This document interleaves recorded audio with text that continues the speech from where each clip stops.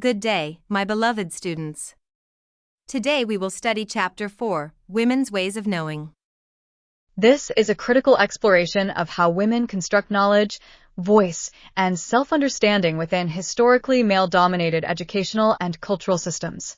By the end of this lesson, you'll be able to identify the women's ways of knowing, explain why there are different ways of knowing, and discuss the implications of women's ways of knowing.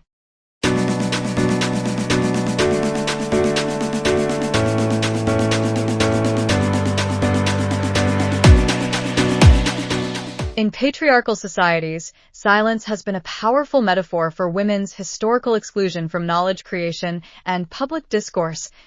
We could see this in the Philippines.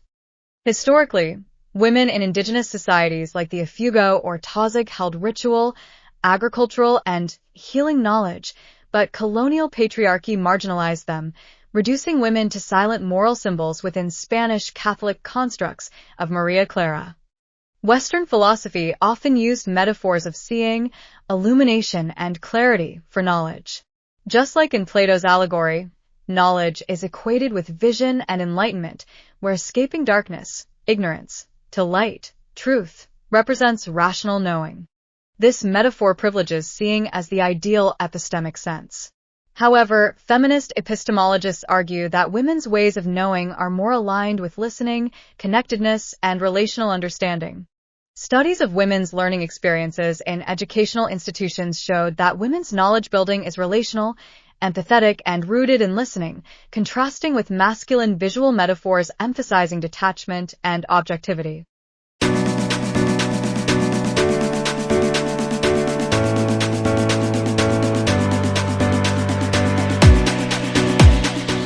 The groundbreaking work of Belenky, Clinchy, Goldberger, and Terrell, 1986, revolutionized our understanding of knowledge acquisition by centering women's diverse epistemological journeys.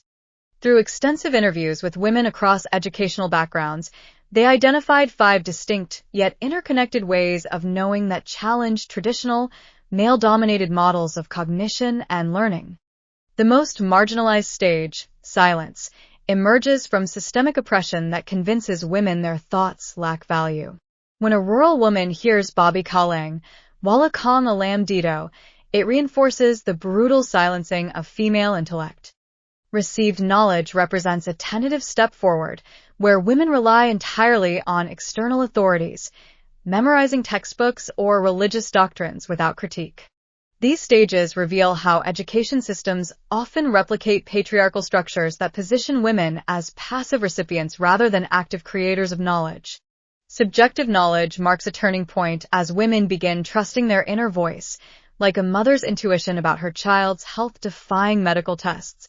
This validation of embodied wisdom bridges to procedural knowledge, where cognition diversifies into 2 paths: separate knowing, detached analysis valued in debate competitions, and connected knowing, contextual understanding teachers use to interpret student behavior holistically.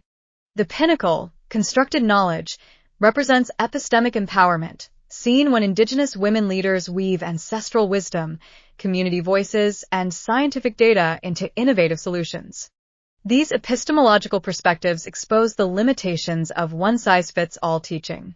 A girl conditioned in received knowledge may struggle with open-ended questions, while one strong in connected knowing might excel in collaborative projects but falter in standardized tests. The framework urges us to create space for silenced voices, honor intuitive and experiential learning, balance analytical and relational pedagogies, and validate knowledge co-construction. By recognizing these diverse pathways, we don't just accommodate women's ways of knowing, we enrich education for all learners. The indigenous leader synthesizing traditions in science doesn't just add diversity, she models the complex, integrative thinking our world desperately needs. This is the transformative potential of feminist pedagogy, not merely including women, but reshaping how society defines knowledge itself.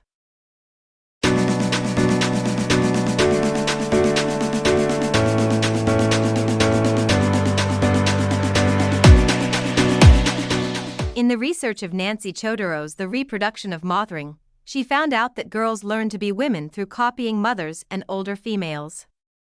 This is supported by Albert Bandura's social learning theory, in which he established that children acquire gendered behaviors through observation, imitation, and reinforcement.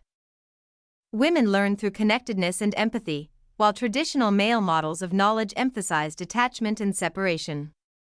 For example, in Philippine families, daughters are socialized to anticipate the needs of others, like cooking without being told to do so, while sons are praised for individual achievements.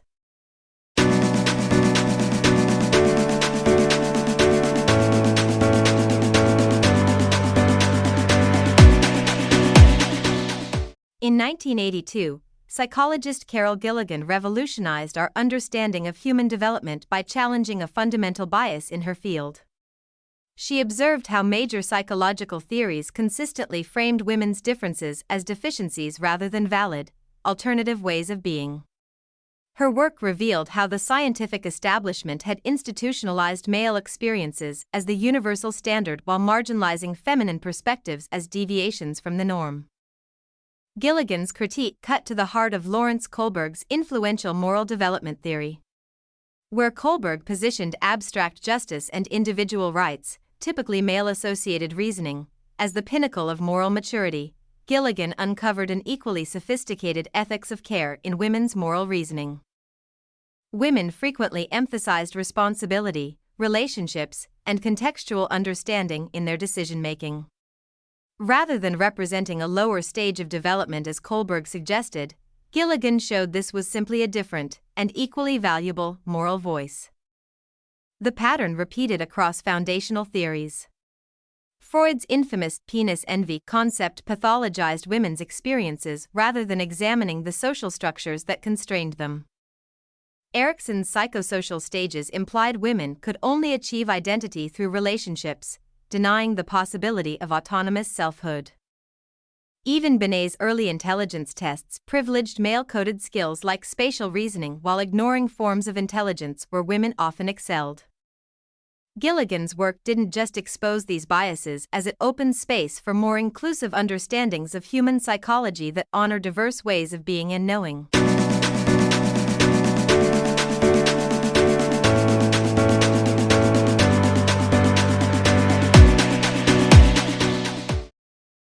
The feminist critique of traditional knowledge systems reveals how what we consider objective has often been shaped by male-dominated perspectives.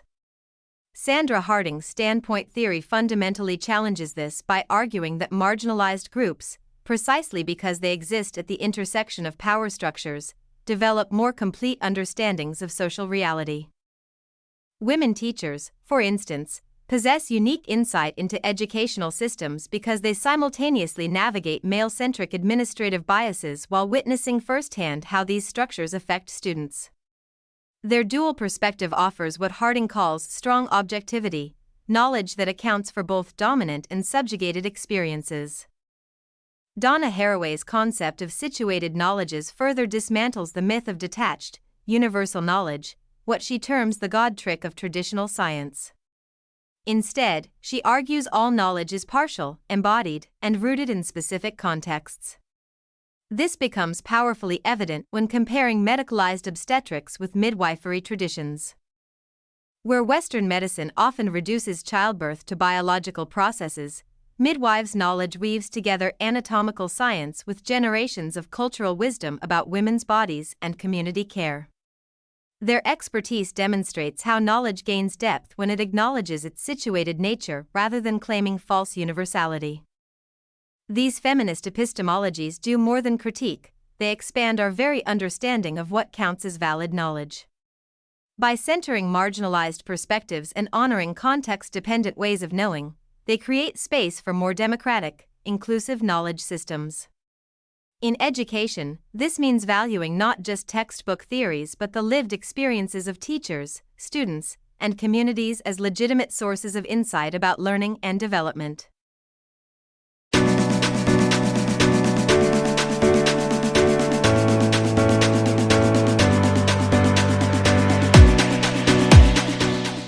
The insights of feminist epistemology demand a fundamental rethinking of how we teach and assess learning.